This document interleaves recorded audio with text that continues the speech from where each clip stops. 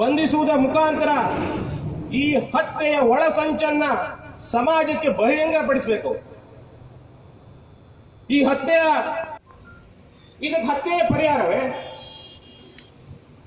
ಇದಕ್ಕೆ ಹತ್ಯೆಯ ತಾರ್ಕಿಕ ಅಂತ್ಯವೇ?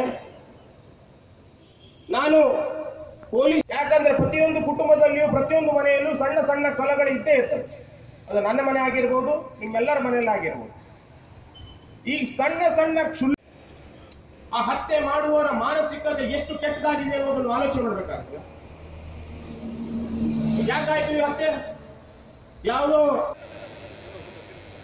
ಬಂದಿದೆ ಅಂತಾದ್ರೆ ಕಾನೂನು ಎತ್ತ ಕಡೆ ಸಾಗ್ತಾ ಇದೆ. ಸಮಾಜ ಇದರ ಬಗ್ಗೆ ಆಲೋಚನೆ ಮಾಡಬೇಕಲ್ಲ.